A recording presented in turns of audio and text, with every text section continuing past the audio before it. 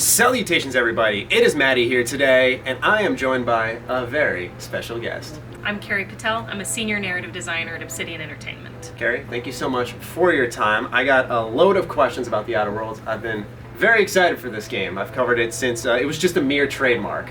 And so now I've played the actual thing. Might have some additional questions, but I have some written on my phone. So we're going to start off with actually back when it was a trademark, and all we heard was that this was a dream game for Obsidian. You know, everyone wanted to work on this. So tell me from your perspective, what made this the dream game? Like all the different moving parts that combined to make it that. I mean, I think the dream of any developer in any studio is really to get to work on an original IP and to develop something from scratch and to have, a team that has, the right kind of experience to support you in that, to have a fan base that is interested in that kind of game, and to have just to have an idea and a concept that you can build a really great game around. Right. And I think we were really fortunate in that regard, in that we've been RPG developers for 15, 16 years as Obsidian, and many more before that as Black Isle. So we had the built-in expertise.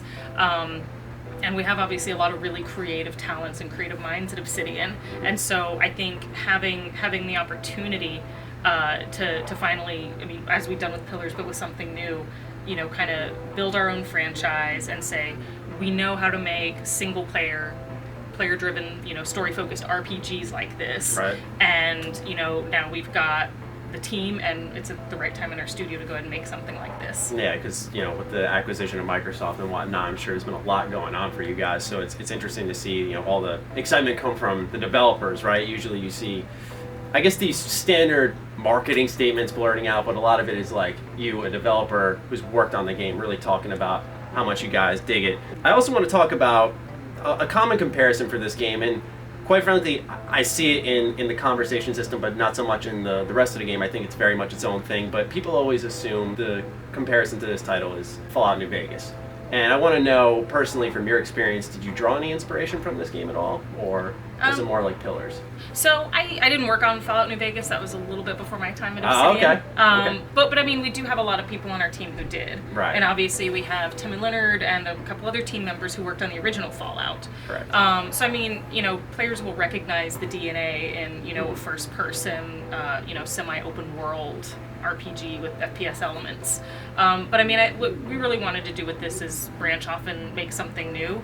So we wanted to include that openness, that ability to drop the player into different scenarios, different quest lines, and let them really use the tools that we've given them to play the game their way. Whether they want to sneak around, whether they want to fight their way through something, or whether they want to talk their way through something. We always wanted to give players that freedom, which, sure is something that players will recognize from games like New Vegas, and it's something that our development team, whether it's on, New Vegas or Pillars or Tyranny, something we've learned how to do well and manage and polish. Yeah, one of my favorite moments when I was playing the game was I crawled through this room. It was in the Devil's Peak relay station, and I found a little terminal, and then you could vent all the oxygen out of the room and just kill everybody. I just thought, even though it was in the back of the room, it was a really cool option to have. So yeah, I recognized some of the Fallout New Vegas DNA in that way, the choices that were there. What I want to ask as well is, personally for you, what makes more sense to you since you've worked on the narrative for this game? Would you rather make a sequel or DLC?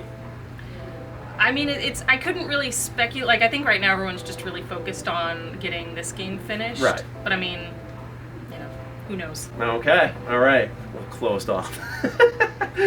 No problem there. Now, who do you think this game is strictly made for? We see RPGs, in my opinion, have sort of been, for lack of a better term, diluted over time, I feel. We see every developer slinging around the choice and consequence, but I think for a lot of us, we value it in the narrative. So who do you view this game being made for? Is it more of like the hardcore RPG lovers? How accessible do you feel this game is personally? I hope there's something that, both hardcore RPG players and also newcomers to the genre can really enjoy.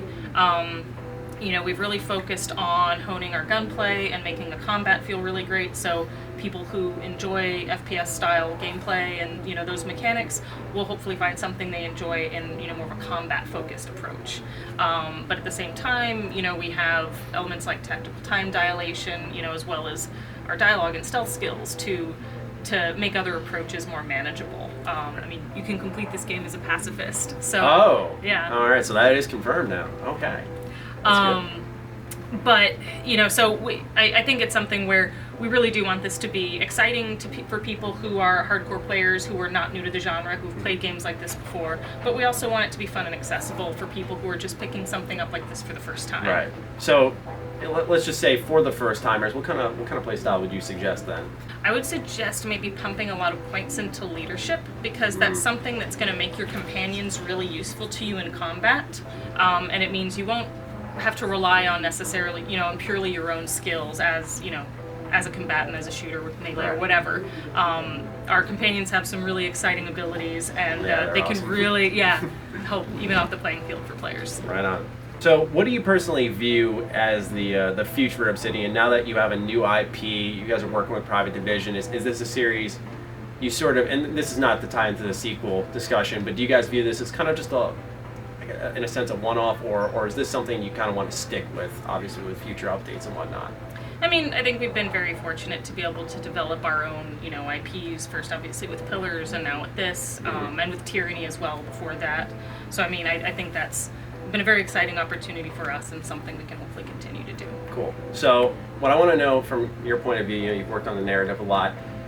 Do you have a favorite character, a favorite encounter, a favorite quest? I'm sure, you know, there's certain spoilers you don't want to get into because they are your favorites, but is there something you can pick out and delicately talk about, we'll say? So I did work on some of the content in Monarch, but cruising through the playroom, I don't think I saw anyone get to it. Yeah. So there's a particular character in Stellar Bay who is very near and dear to my heart. Okay. And hopefully players will recognize him when they meet him. Yeah, see, I went to Fallbrook right off the bat, and I started talking to, I can't remember his name, but he's the one who's, like, dealing drugs, and he's got, like, the twirly mustache and the bowler hat on. Really funny character, and, you know, this quest ends with you digging through what you can. There's many options, but I ended up digging through poop to find the drugs. What I ask is I guess, you know, how do you guys come to a decision to make quests end like that? Like, how do you just having fun when you do this, or? I mean, we want to give the player new and novel experiences that they're not going to get in their day-to-day life. I was going to say, I've never really had something quite like that. I mean, we really did try to approach this this game with a sense of, you know, satire and humor and obviously darkness, but some of that is finding the fun and finding the absurdity in moments like that, and in characters who will send you on quests like that. Yeah, the game actually made me audibly laugh. Something I personally don't do that often. So it's awesome to see that in this game. But that's about all the questions I have, Carrie. So thank you so much for your time. We hope you guys enjoyed, and if you have any more questions, fire away in the comments down below, and I'll catch you guys next time. Stay sexy, stay active. I love you all. Peace. Right. Matty, you did great. Thank you. Yeah.